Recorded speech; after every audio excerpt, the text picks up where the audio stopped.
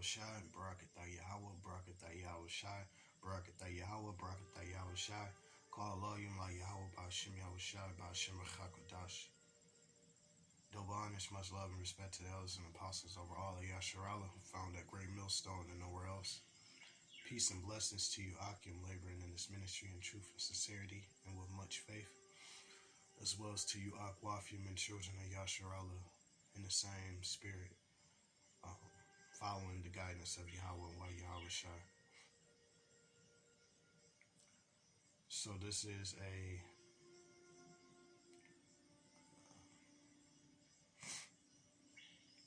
I guess you can say it's another dream video or a vision video, testimonial video, however you may will it to be.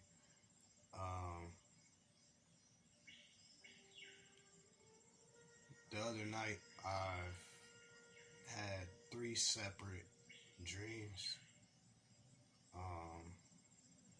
However, the Lord allowed me to understand the interpretations of them because each one of them had a significant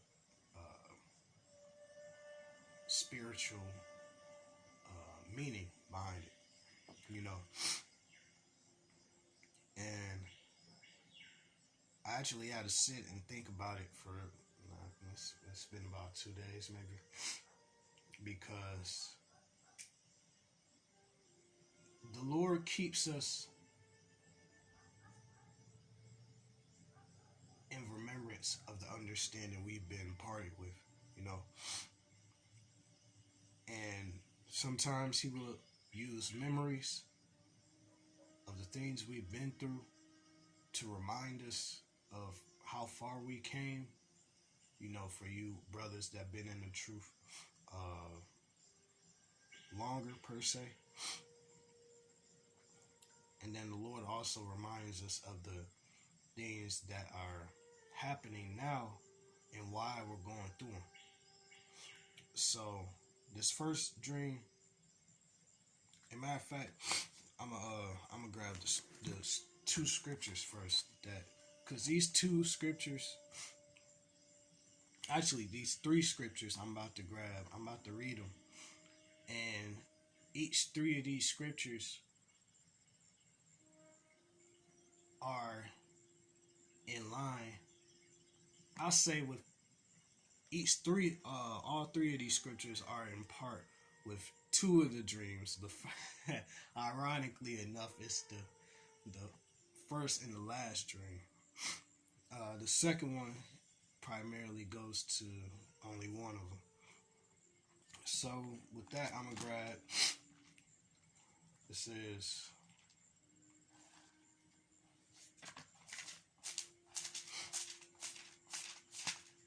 Luke 14:26. If any man come to me and hate not his father and mother, and wife and children and brethren or sisters, yea, in his own life also, he cannot be my disciple.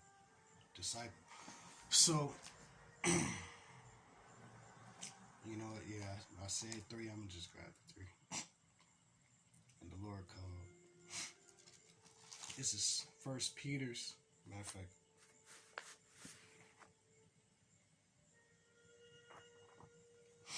I'm gonna grab this first. This is Sirach 25:1. In 3 things I was beautified and stood up beautiful both before Yahweh and men: the unity of brethren, the love of neighbors, a man and a wife that agree together. You know, and then 1 Peter's 2:17. Honor all men, love the brotherhood, fear Yahweh, honor the king. You know, so I'm about to go into this first dream, and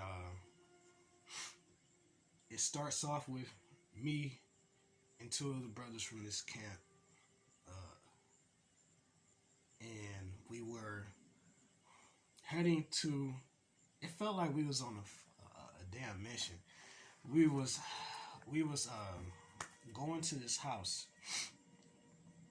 Now, in the car that we was riding in, we had a door with us, and we went to this house. On the outside, it looked smaller than what it looks on the inside. Now we went inside the building or at the house, and it was huge, but it was broken down and desolate on the inside, and it was dark, completely dark. It looked like a broken down haunted mansion on the inside of this house. And the first thing the three of us did, we looked at each other and we were like, all right, so we about to put up this door and we about to get the fuck out. And from how remembering the eerie feelings I was having inside that place, it was demons and wicked spirits in that house. And none of us wanted to be there long enough to see anything. So when we had put up the door, when we had walked outside, we was actually able to see how the house really looked. It turned from the outside, the house looked desolate now. So it was like we sealed off the spirits in that house to take away that illusion of it being a decent house. When it was actually a broken down and demonic building. So we took off and we went to this I don't know if it was a Metro PCS store, or if it was like Verizon or Boost Mobile, T-Mobile, whatever. Nonetheless, we went inside. I don't know, brothers had to pay their phone bill, but ironically enough, my younger brother, my actual brother according to the flesh, he was there, and I haven't spoken to him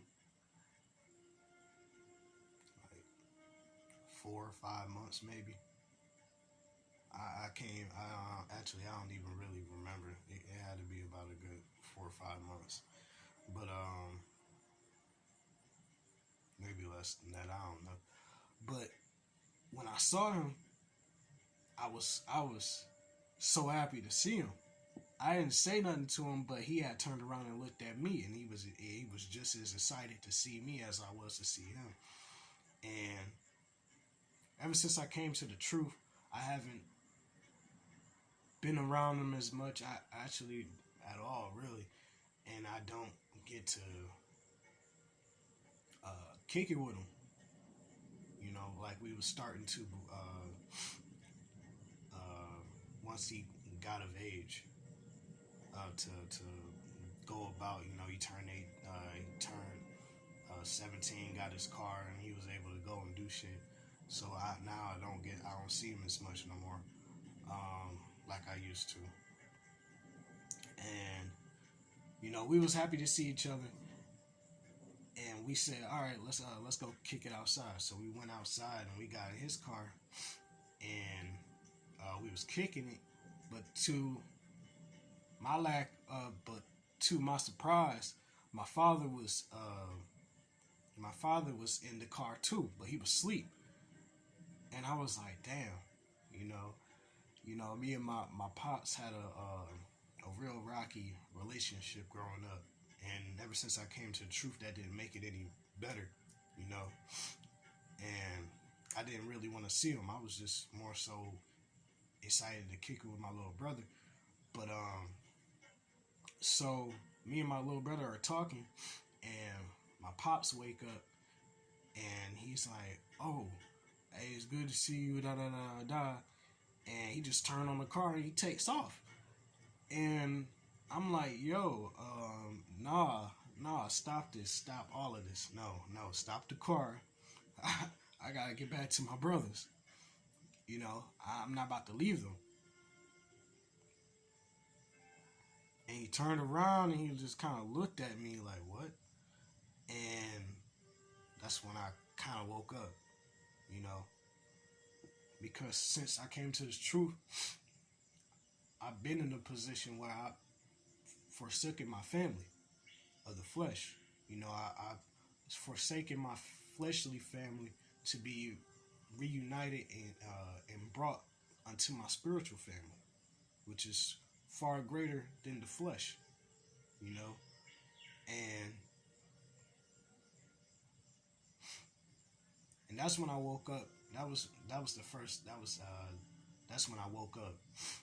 You know, and then I kind of like stumbled thinking about that dream. You know, and I got to thinking about Luke 14 and 26. You know, remembering why I left my family. You know, they weren't of Yahweh and Yahweh Shai, and every time I wouldn't even try to bring nothing spiritual around them. They would just keep bringing more carnal things to me or more wicked things to me, and it was irksome to the point where the Lord actually took me away from them. You know, um, and the second, so I woke up and I stumbled, thought about the dream, or not stumbled. I kind of just like sat there, thought about it, and I went back to sleep. In the second dream,